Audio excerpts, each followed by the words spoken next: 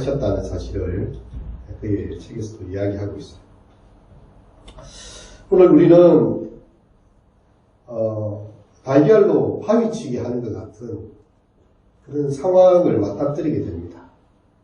지금 애굽의 파라오는요, 모든 신적 아들로서 자기를 자칭하면서 아주 강하고 힘있는 군대와 또한 그들의 감독관들을 데리고 이렇게 이스라엘 사람들을 노예로 부리면서 람셋을 건축하고 여러가지 대형 피라미드와 여러가지 건축물들을 이렇게 만들고 있는 그런 상황들에 있습니다. 그런데 갑자기 이들에게 찾아가서 오늘 성경에 보니까 그 후에 모세와 아론이 바로에게 가서 이르되 이스라엘 하나님 여호와께서 이렇게 말씀하시기를 내 백성을 보내라. 그러면 그들이 광야에서 내 앞에 절기를 지킬 것이라. 이렇게 돌연 나타나서 선언을 하고 있는 것이지요. 협상을 하려면 뭔가 비등한 관계에 힘이 있어야 됩니다. 갑자기 모세가 이 미디안에 군대를 데려왔다든지 아니면 아주 많은 재물을 들고 와서 이 백성들이 하나님께 가서 예배하고 절기를 지킬 수 있도록 해달라 이렇게 요구를 해야 되는데 군대도 재물도 없습니다. 단지 막대기 하나 들고 모세가 나는 입이 둔하여 말을 잘 하지 못하겠습니다. 하나님이 내 형 아론이 있지 않느냐. 그가 내가 말 잘 하는 줄 아노라. 아론과 함께 가서 이야기하라. 아론이 너를 대신하여 말할 것이다. 이 두 사람이 맹목으로 와서 그렇게 이 백성들을 노예에서 내어놓으라고 이야기를 하고 있습니다. 어떤 그들의 이 청을 받아들이지 않을 수 없게 하는 어떤 강압적인 수단이 없어요. 그냥 하나님의 말씀 하나만 가지고 이 앞에 서 있는 상황이 된 것입니다. 하나님의 이름을 가지고 나오는데요. 이 애굽에서는 여호와 하나님이라는 이름을 이 사람들은 알지도 못합니다. 여호와 하나님이 도대체 누구냐? 바로가 이러되 여호와가 누구냐? 내가 그의 목소리를 듣고 이스라엘을 보내겠느냐? 나는 여호와를 알지 못하니 이스라엘을 보내지 아니하겠다. 하나님이 여호와께서 누군지도 알지 못하는 그 바로입니다. 그런데도 모세와 아론은요, 그 하나님의 이름을 의지하여 두렵고 떨리는 마음으로 바로 앞에 당당히 서 있게 됩니다. 하나님을 만나기 위해서 이스라엘 백성들을 광야로 보내어서 그들이 예배하고 절기를 지키게 하라는 것이죠. 이 바로는요, 앞으로 아주 비싼 대가를 치르면서 여호와 하나님이 누군지 하나씩 배워가게 될 것입니다. 애굽인이 섬기던 그 신들의 어떤 계보에도 속하지 않는 그 신의 말에 순종한다는 것이 신의 아들을 자처하는 바로의 입장에서는 있을 수가 없는 일이었습니다. 하나님께서는 이 백성들을 쉬게 하려 하세요. 그들의 노역의 신음소리와 그 간역자로 인한 눈물과 아픔을 들으시고요. 그들을 쉬게 하려고 하십니다. 하지만 하나님을 알지 못하는 이 바로는 이 백성이 쉬는 꼴을 봐줄 수가 없어요. 하나님이 보실 때는 내 백성이지만 바로가 볼 때는 이 노동력이 제공되는 이 백성일 뿐입니다. 그래도 부스름이라고 우리가 그런 말을 하는데요. 이 바로가 모세와 아론을 그 앞에서 쫓아내면서 히브리인들에게 이제 노동 강도를 더 높여라고 그렇게 명령을 내립니다. 이 대국을 다스리는 사람답게 그 지시는 매우 구체적이며 전략적으로 들어갑니다. 그래서 이 감독관들에게 벽돌에 들어갈 짚을 주어야 이 짚이 힘이 움켜서 이렇게 벽돌이 만들어지는데 짚을 주지 말라는 거죠. 짚도 너희가 이제 알아서 만들어가지고 할당량은 그대로다. 그러면 노동강도가 얼마나 세지겠어요. 지금까지 안 하던 일까지 만들어서 그들이 짚을 일구어서 이야기를 해야 되는 것입니다. 아주 이 바로의 아주 깊은 이 속셈이 숨어 있는 것이죠. 왜 그렇게 합니까? 이 사람들이 노동이 힘들어지면요, 어디서든 원망이 터져나오게 되어 있습니다. 그 원망은 누구에게 향하겠습니까? 그들에게 헛된 꿈을 심어주고 있는, 노예 해방이라는 헛된 꿈을 심어주고 있는, 희망 고문을 하고 있는 모세와 아론에게 집중되길 원합니다. 그리고 여호와 하나님 신에게 그들의 원망이 돌아갈 걸 원하기 때문이죠. 5장 8절에서 9절에 보면 그들이 게으름으로 소리 질러 이르기를 우리가 가서 우리 하나님께 제사를 드리자 하나니 그 사람들의 노동을 무겁게 함으로 수고롭게 하여 그들로 거짓말을 듣지 않게 하라. 이 억압자들의 목소리죠. 이 백성들이 이렇게 하는 이유는 게을러 터졌다는 거죠. 이 백성들이 겪고 있는 고통에는 무관심합니다. 괴로움 때문에 저절로 터져나오는 그 신음소리도요. 이렇게 이야기하는 게으름 때문에 나온 소치다라고 받아들이고 있어요. 이 제국은 폭력을 통해서 노예들의 꿈을 다 유린합니다. 얼마나 안타깝습니까? 우리 시대의 탐욕스러운 자본은요, 고용의 불안전성을 통해서 이 근로자들을 길들이는 일들이 많지요. 제가 이 미국에서 이 대학 후배의 전화를 그때 받은 일이 있었는데, 비슷한 시기에 이제 미국에 들어왔어요. 저는 이제 워싱턴주 시애틀에 있었고, 이 친구는,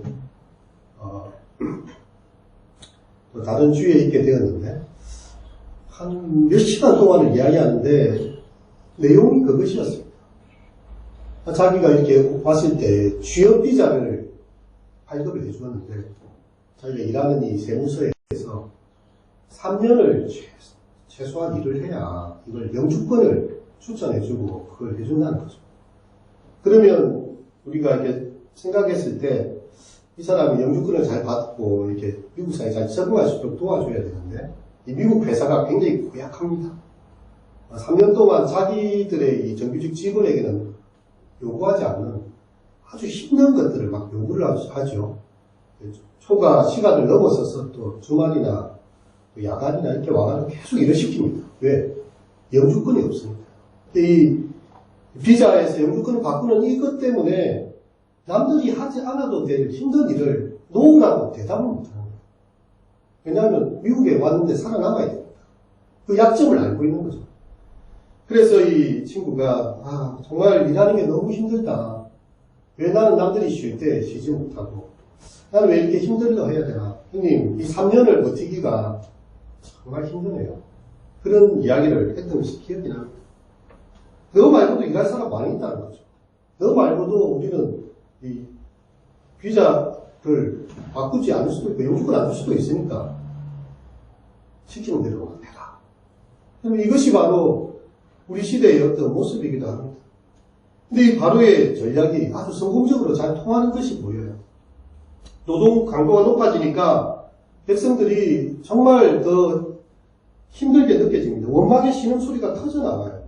그 풀구는 결국 모세와 아론을 향하여 나아가게 됩니다. 이 바로는요, 이스라엘 백성의 생명을 쥐락펴락할 수 있는 힘이 누구에게 있는지 이 명령을 통해서 이렇게 보여주려고 하는 것이죠. 현실의 그 체인을 더 수고로이 돌림으로써 너희들이 감히 여호와께 예배하겠다는 망상을, 그런 거짓말을 더 이상 믿지 않고 생각지도 못하게 망각하려는 술수를 쓰고 있습니다. 현실에만 집착해서 그냥 하루 먹고 사는 일에만 매여 살아가는 거죠. 하나님의 백성이 무슨 말이냐. 예배를 한다니. 노동을 쉬고 예배를 한다니. 이게 가당키는 않은 일입니다. 그리고 모세와 아론은 외부의 적인 이 바로와 또 그 권력자들과 그 군대와도 싸우는 일이 또 힘들었겠지만 더 큰 싸움은요, 그들의 내부에 깃든 무기력과 싸워야 되는 일들이었습니다. 바로의 체제에 맞서는 동시에요, 백성들의 무너진 마음을 세우는 일에 동력을 기울이지 않으면 안 되었어요. 모세는 더 고립무원이 되어져야 합니다. 그러기에 그가 할 수 있었던 것은 하나님 앞에 엎드리는 것밖에 없었어요. 하나님, 나를 이곳에 보낸 이유가 무엇입니까? 이스라엘 자손의 기록원들이 모세와 아론을 찾아가지 않습니다. 바로의 감독관들이 이스라엘 자손의 기록원들에게 명을 하는, 이 사람들이 이제 이스라엘 족속들에게 일을 시키게 되는데요. 그들은 바로 찾아간 곳이 바로였어요. 바로. 그들이 신뢰하고 정말 두려워하는 자가 누구인지를 정확하게 보여주는 대목입니다. 출애굽기 4장 31절 우리가 방금 읽었던 본문의 바로 앞에 보면 아론과 이 모세가 왔을 때예요. 백성들이 그 이야기를 듣고서 여호와께서 이스라엘 자손을 찾으셨고 그들의 고난을 살피셨다 함을 듣고 머리 숙여 경배하였다. 그들의 마음에 아브라함의 하나님, 이삭의 하나님, 야곱의 하나님, 요셉을 총리로 세우셨던 그 하나님에 대한 기억을 가지고 있었는데 이제 과연 하나님께서 그들의 기도를 들으셨고 그들을 찾으셨다는 사실을 듣고 머리 숙여 하나님께 경배를 드렸어요. 근데 그 모습과는 달리 내 백성으로 예배하게 하고 저희들을 지키게 하라는 이 메시지로 인해서 그들이 후렵게 되었을 때요. 이제는 바로를 찾아가서 우리에게 왜 이렇게 어렵게 하십니까? 바로에게 호소하여 이르되 왕은 어찌하여 당신의 종들에게 이같이 하시나이까? 이렇게 15절에 이야기합니다. 우리는 당신의 종이고 우리의 노역을 가볍게 해달라는 그런 요청입니다. 모세는요, 이 문제를 들고 하나님 앞에 나아갑니다. 9장 22절에 보면 모세가 여호와께 돌아와 아뢰되 주여 어찌하여 이 백성이 학대를 당하게 하시나이까? 어찌하여 나를 보내셨나이까? 그렇게 기도하고 있습니다. 모세는 하나님께 나아갔어요. 이 문제는 바로가 키를 가진 것이 아니라 하나님께 해답이 있다는 것을 그런 분명히 알고 있었기 때문에 바로는 자유와 항거의 정신을 단숨에 짓밟아버립니다. 이 백성이 게을러서 이렇게 한다. 모세와 아론 그리고 그 백성 사이를 쉽게 분열시켜 올립니다. 너희들의 지도자라고 이렇게 40년의 광야에 있던 모세가 와서 이야기하는데 너희 꼴을 한번 봐라는 것이죠. 그의 의도는 성공하고 있어요. 하지만 이러한 인간의 궁지는 마침내 하나님께서 일하실 기회가 되고 있습니다. 바로는 분명히 강합니다. 그의 입에 새치 혀의 말로도 백성들의 노동을 더할 수도 있고 뺄 수도 있습니다. 하지만 그 더 강하신 하나님의 칼이 그 칼집에서 빼어질 때는요, 이 바로는 무참하게 짓밟혀버리는 것을 우리는 보게 될 것입니다. 참 이런 상황을 우리가 혹 데려갔다가 혹 붙인 격이다. 그렇게 이야기를 할 수가 있지요. 백성들의 해방을 요구하는 모세와 아론의 요청에 대해서 바로가 더욱 가혹적인 운동으로 응답을 했기 때문입니다. 백성들을 인격적인 주체로 보지 않았어요. 그들도 쉬어야 하고 그들도 하나님께 자기의 신들에게 경배해야 되는 그런 존재로 보지 않습니다. 이제 하나님께서는요, 이 모세에게 나타나시지요. 일이 더 악화되고 있다고 참 힘들어하는 이 모세. 하나님 나를 보내셨는데 왜 이렇게 더 힘들어집니까? 라고 말하고 있는 모세에게 말씀하십니다. 내가 바로에게 하는 일을 네가 보게 될 것이다. 그것은 바로 하나님의 강한 손이 이제 나타나게 된다는 것입니다. 강한 손으로 말미암아 바로가 그들을 보내리라. 강한 손으로 말미암아 바로가 그들을 그의 땅에서 쫓아내리라. 여러분, 이것은 모세가 떨기나무 불꽃 가운데 만났을 때예요. 하나님께서 이미 예고하셨던 그런 상황이기도 합니다. 바로가 호락호락하게 그 백성들을 내어놓지 않을 거라는 거죠. 하나님의 강한 손이 나타나서 그들을 치는 것을 보는 그 이적의 사건 이후에야 그들을 보낼 것이다 라고 이야기합니다. 내가 너희 강한 손으로 치기 전에는 애국 왕이 너희가 가도록 허락하지 아니하다가 내가 내 손을 들어 애국 중에 여러 가지 이적으로 그 나라를 친 이후에야 그가 너희를 보내리라. 하나님은 출애굽기 6장 2절과 6절에 보면 나는 여호와니라 라는 단어를 쓰고 있는데요. 이 말에는요, 하나님의 자기 정체성이 드러나는 그런 장면입니다. 하나님께서 아브라함과 이삭과 야곱에게 나타나실 때는 엘샤다이라는 단어를 쓰고 있어요. 전능자 하나님, 이렇게 사실은 드러내셨는데 오늘 이 백성들에게 나타나실 때는 나는 여호와니라 라고 그렇게 이야기를 하고 있습니다. 이 여호와는요, 하나님께서 이스라엘과 언약을 맺으실 때에 언약을 맺고 그것을 지어 성취하는 하나님으로 사실을 묘사하고 있는 것입니다. 하나님은 이스라엘 자손들의 신음소리를 다 들으셨고 그 조상들과 맺은 언약을 기억하셨던 것이죠. 땅에서 들려오는 신음소리에 기도로 응답하시는 것이었습니다. 땅에 베어든 아벨의 피소리에 하나님께서는 강한 손과 편팔로 그들 가운데 나타나기를 원하시는 거죠. 6장 6절에서 7절의 내용을 읽어보면요. 내가 애굽 사람의 무거운 짐 밑에서 너희를 빼내며 그들의 노역에서 너희를 건지며 편팔과 여러 큰 심판들로서 그들을 속량하여 너희를 내 백성으로 삼. 나는 너희의 하나님이 되리니 나는 애굽 사람의 무거운 짐 밑에서 너희를 빼낸 너희의 하나님 여호와인 줄 너희가 알라. 하나님께서 지금 아주 거시적인 안목을 가지고요. 그들을 그 압제자의 짐 밑에서 무거운 짐 밑에서 그들을 빼어내어서 살리하겠다. 실제적으로 우리는 이집트의 피라미드를 생각해 볼 수 있어요. 파라오를 정점으로 해서 그들의 이 애굽의 제사장들 그룹과 또 그들의 감독자들과 이 관리들을 비롯해서 제일 하층에 있는 그야말로 흑수저들은 그냥 이스라엘 백성들입니다. 일하다가 그 노동 가운데 돌 밑에 깔려 죽어도 뭐 그것 때문에 노동이 멈춰지지 않습니다. 도리어 그 자기의 다른 사람을 대체시키기만 하면 그 거대한 이 피라미드를 만들어지고 있었기 때문이죠. 근데 하나님께서 그들을 빼낼 것이고 건져낼 것이고 속량할 것이다. 이 세 가지 동사는요. 하나님께서 그들을 구원하시기로 작정하셨다는 것을 보여주고 있어요. 단지 그들을 이 고난의 땅에서 빼어낼 뿐만 아니라 그들의 조상에게 주기로 맹세한 땅으로 인도하여서 그 땅을 기업으로 삼게 하겠다는 거죠. 그들이 자유민이 되어서 하나님께 예배하는 자로 너희는 나의 백성이 되면 나는 너희의 하나님이 되겠다. 이것이 바로 하나님의 계획입니다. 그런데 백성들은 지금 당장에 이 노동에서 해방되는 게 너무 힘들어 죽겠는데 이에서 조금이라도 조금 무겁지 않았다면 좋겠다는 거예요. 너무나 단순한 생각입니다. 너무나 그들의 뼛속에 오랫동안 길들여진 그래서 그것이 문제인지 아닌지도 모를 정도로 그렇게 된 상황이 된 것이죠. 이런 백성들의 반대, 바로의 반대에 부딪히면서 이 모세는 참 하나님의 명령을 다시 가서 이야기하기가 참 무섭습니다. 내가 다시 하나님의 음성을 듣고 가서 내 백성들로 하나님께 예배하러 광야로 가게 하라 라고 이렇게 이야기한다면 지푸라기도 이제 안 주던 이 바로가 이제 피라미드 이제 할당량 2배로 늘렸어.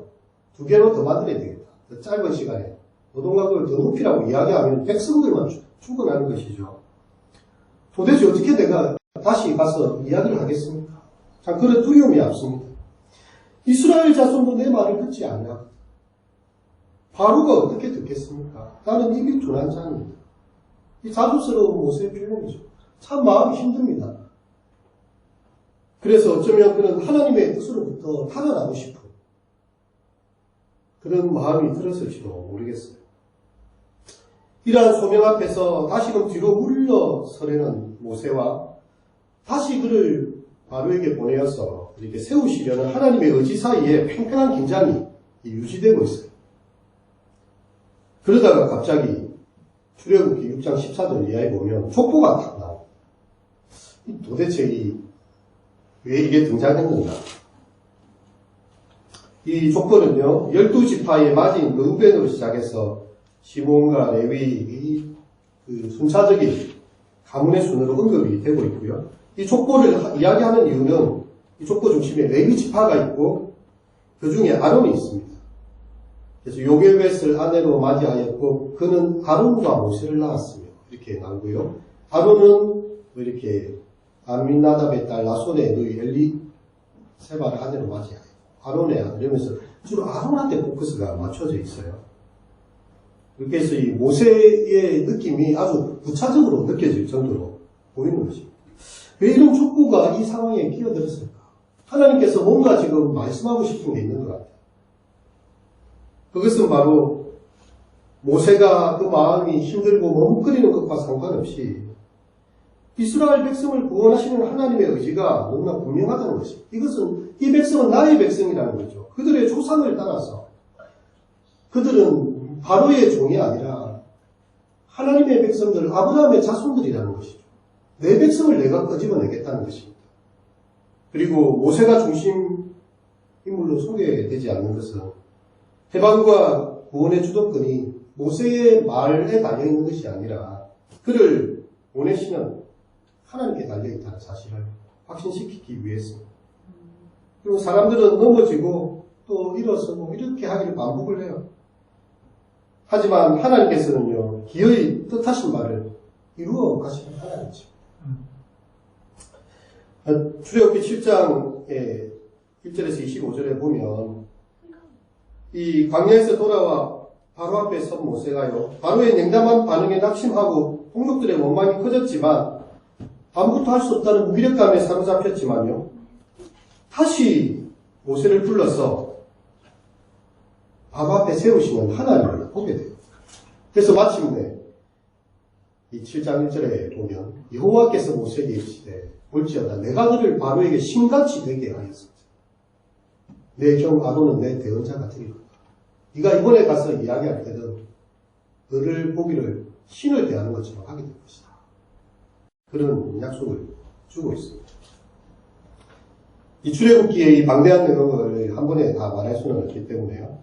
오늘 우리가 포커스를 맞출 것은 하나님께서 그 백성들을 불러내실 때요, 그들에게는 분명한 목적이 있습니다. 여호와께 제사를 드리려, 여호와께 절기를 지키려, 여호와께 예배하기 위해서 그들을 이 모욕과 고통에서 건져내겠다는 분명한 하나님의 의지입니다. 우리는 로마서를 읽게 되면요, 하나님께서 그 죄와 허물에 죽어있던 자들, 세상 풍속을 쫓아가고 하나님에 대해서 무감각하고 무지하고 자기를 죄에 방임하고 이렇게 살아가던 그 사람들을 구원해내시고 예수 그리스도의 피로 사시고 그들을 생명 가운데 부르신 목적과 이유에 대해서 이야기를 하고 있어요. 그게 바로 로마서 12장의 말씀입니다. 그러므로 이 앞에는 구원에 대한 이야기를 했어요. 우리가 얼마나 하나님 앞에 큰 죄인이었는지, 그리고 그리스도의 은혜가 우리를 구원하시는 이 놀라운 기적에 대해서 이야기를 하시고요. 그러므로 형제들아, 내가 하나님의 모든 자비하심으로 너희를 구원하노니 너희 몸을 하나님이 기뻐하시는 거룩한 산 제물로 드리라.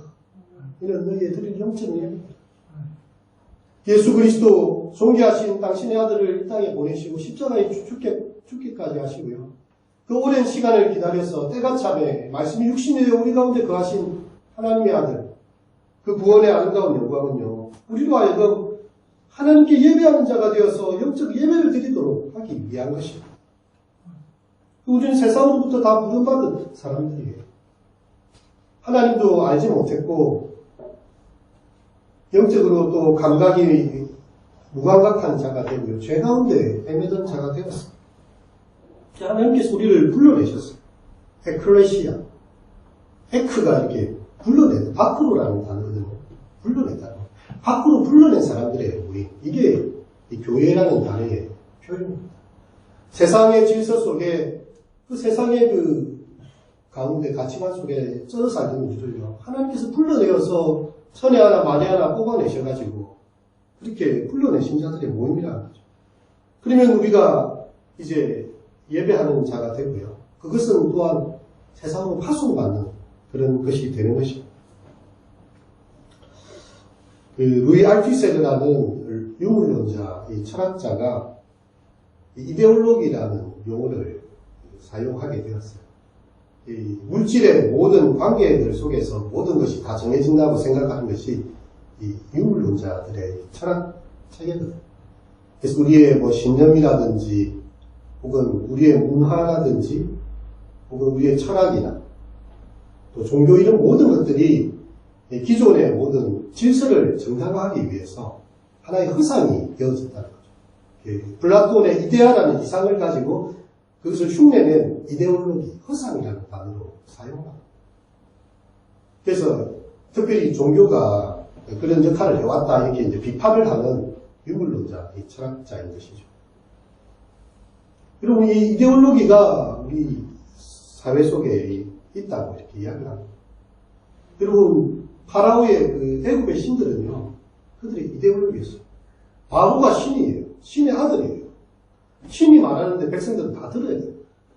그들이 만들어낸 신입니다. 라, 태양신, 나일강도 그들의 신입니다. 여러분 나중에 보면 10개의 재앙들이 나오는데 태양을 하나님께서 어둡게 만드시거든요. 그들이 섬기는 신이 무기력하게 만드십니다. 강에 피가 나서 그 강이 생명을 주지 못하게 만듭니다. 그들이 섬기는 강의 신이 아무것도 아니라는 사실을 보게 하시는 거죠. 그 신들을 다 무너뜨리는 것으로 하나님께서 보여주시고 있는데요. 그들이 만든 신은요, 그 애굽의 질서를 정당화시키고, 그 피라미드의 정점에 있는 사람들을 위해서 모든 사람들이 당연하게 살아가게 만드는 그야말로 이데올로기였어요. 근데 하나님으로부터 온 이 모세는요, 우리가 만든 신이 아니라 우리를 만드신 하나님이시죠. 이 하나님께서는 이 고통당하고 억압당하는 이 백성들의 그 이데올로기를 다 깨시고요. 또한 그들을 강한 손과 편팔로 그 노예의 백성에서 자유민으로 하나님을 온전히 예배하는 하나님의 형상으로 그들이 회복되기를 원하시는 것입니다. 이게 바로 우리가 믿는 하나님이 세상의 신들과 세상의 것들과 다른 그런 분이 되시는 것이죠. 우리의 예배가 끝난 이후에 진정한 예배가 시작되는 것입니다. 무상 숭배가 가득한 세상에서 하나님의 백성으로 살아가기를 결단하는 순간들이 우리의 삶에 찾아오는 것이죠. 은혜 받는 사람들이 해야 될 가장 중요한 일은요, 하나님을 예배하는 것입니다. 그것은 주일 예배뿐만이 아니라 우리의 살아가는 일상의 순간순간은요, 다 하나님을 위한 하나님의 일인 것을 아는 것이죠. 우리의 몸으로 드리는 거룩한 산제물로 너희를 드리라. 이것이 바로 이 바울사도가 우리에게 전해준 것입니다. 이 마음의 예배라는 찬양이 있는데 이런 가사가 되어져 있어요. 찬양의 열기 모두 끝나면 주 앞에 나와 더욱 진실한 예배를 드리네. 주님을 향한 노래 이상의 노래. 내 마음 깊은 곳에 주님께서 원하시는 것. 화려한 음악보다 뜻없는 열정보다 중심을 더 원하시죠. 중심 있는 예배 내려놓고 이제 나 돌아와 주님만 예배하네. 영원하신 왕 표현하지 못할 종기 가난할 때도 연약할 때도 주 내 모든 것. 이런 가사가 있어요. 우리가 예배당 문을 뒤로 하고 나가는 순간이요, 세상을 향해서 하나님께 예배하러 나아가는 것이죠. 그래서 너희가 먹든지 마시든지 무엇을 하든지 다 하나님의 영광을 위하다. 우리가 살아가는 모든 삶의 욕망들과 살아가야 될 삶의 자리들이 다 하나님의 영광을 노래하도록 그렇게 하시는 것입니다. 로마서 12장 2절에도 너희는 이 세대를 본받지 말고 오직 마음을 새롭게 함으로 변화를 받아 하나님의 선하시고 기뻐하시고 온전하신 뜻이 무엇인지 분별하도록. 그럼 세상은 우리를 그들의 이 왁구라고 하죠. 그들의 어떤 틀 속에 계속 집어넣으려고 하죠. 이 세대를 본받으로 만드는 그런 것들이 언론과 혹은 또 우리가 읽고 있는 책들과 또 가르침과 모든 것들이요, 세상의 성공과 세상의 모든 가치들, 그것을 향해서 달려가게 만드는 것이죠. 근데 우리의 마음이 새롭게 함으로 변화를 받을 때에 하나님이 원하시는 것이 무엇인가? 하나님이 기뻐하시는 뜻이 무엇인가? 그분의 온전하신 뜻이 무엇인가를 생각하게 하는 것입니다. 창세기 4장 4절에 보면 아벨은 자기도 양의 첫 새끼와 기름으로 드렸더니 여호와께서 아벨과 그의 제물을 받으셨어요. 이 성경에 이걸 마르틴 후버 이 철학자가 이것을 해석하기 위해서 이 본을 읽어내면서요, 아벨은 자기도 드렸더니라고 쓰여 있다고 이렇게 이야기를 합니다. 그가 드린 것은요, 재물만이 아니라 자기 자신이었다는 거죠. 그런 자기 자신을 바치고, 사람이 자기 자신을 하나님 앞에 온 마음을 다하고, 성품을 다하고, 힘을 다하고, 목숨을 다하여 주 하나님을 섬길 때에 그의 재물도 하나님 앞에 존귀한 재물이 되는 것입니다. 우리를 예배자로 부르신 하나님을 기억해야 합니다. 우리의 가족들 가운데서 우리의 학교와 직장 가운데서, 친구와 이웃들 가운데서 하나님의 임재를 느끼고 그분을 찬양하면서 그분의 향기를 드러냅니다. 그것이 바로 하나님께서 우리에게 원하시는 거룩한 삶 예배가 되는 것입니다. 온 땅이 다 하나님의 성소가 되는 거예요. 이 말을 마치고 설교를 마치려고 합니다. 디트리 보네프 목사님은 나를 따르라 책에서 이렇게 이야기를 합니다.